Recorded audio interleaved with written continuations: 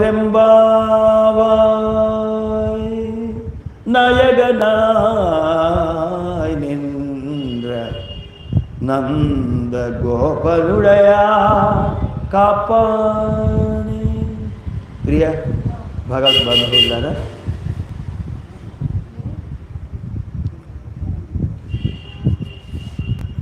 ఆండాళ్ళు తల్లి అనుగ్రహించినటువంటి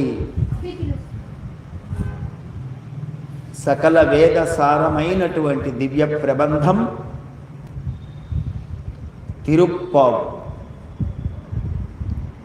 30 పాటలు కలిగినటువంటి అందమైనటువంటి వ్రతం. 30 రోజులు, రోజుకి ఒక పాట చొప్పున తనకి తానే గోపికగా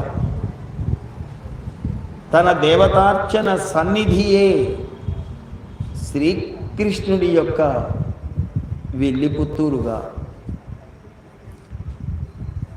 తన మనస్సులో మెదిలినటువంటి దివ్యమైన ఆలోచనలే గోపికలుగా,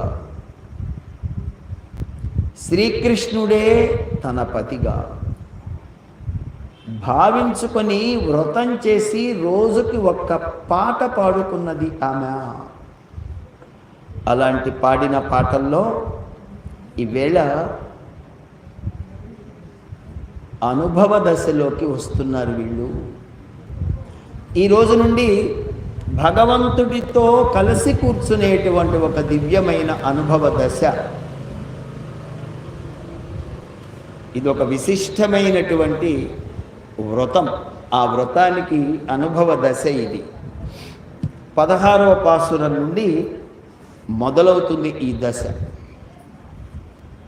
మొదటి 5 ఆభిముఖ్య దశ, 6 నుండి 15 వరకు ఆశ్రయణ దశ, 16 నుండి 29 వరకు అనుభవ దశ, 35వ పాసురం ఫలశ్రుతి, వ్రత ఫలశ్రుతి.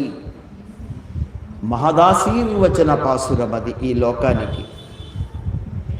ఇలా 30 పాటలు అందించి ఐహలౌకికమైశ్వర్యం, స్వర్గాద్యం, పారలౌకికం అనేటువంటి ధర్మాలు రెండింటినీ అందించింది ఈ వ్రతం ద్వారా. ఈ లోకంలో ఉన్నందుకు ఏ రకమైనటువంటి అరిష్టములు లేక సుభిక్షములను పొంది సుఖించేటట్లుగా, దేహాంతర ప్రాప్తి కలిగిన తర్వాత ఏ శ్రీమన్నారాయణుని యొక్క సన్నిధి అయిన పరమపదమున్నదో ఆ పరమపదానికి ప్రవేశించేటువంటి యోగ్యమైనటువంటి వ్రతం ఇది. మానవుడు ఈ లోకంలో సంచరిస్తూ ఉన్నంత వరకు ఇక్కడ సుఖాన్ని,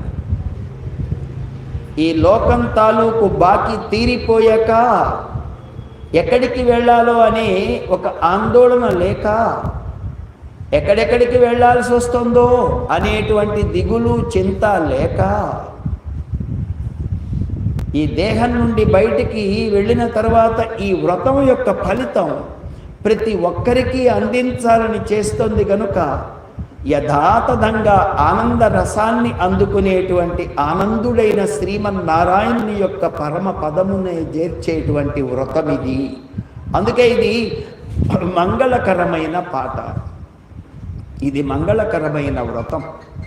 ఆ వ్రతంలో ఈవేళ గోపికలు అందరూ కలిసి అందరూ వచ్చారా అని గమనించుకొని నిన్నటి ఎల్లే ఇళంగిళియే ఎన్న మురంగుదియో అనేటువంటి ఆమెను మేల్కొల్పి ఆమె అనంతమైనటువంటి అదృష్టకరమైనటువంటి ఆశ్రయణోభూతమైనటువంటి ఏదైతే ఉన్నదో ఆ సన్నిధికి వేయించేస్తున్నారు వీళ్ళు. ప్రియ భగవద్బంధువులారా, వీళ్ళందరూ కలిసి చూడండి, ఒక భవనం దగ్గరికి వెళ్ళారు వాళ్ళు. అది நாயகனாய் நின்ற நந்த கோபனுடைய கோயில்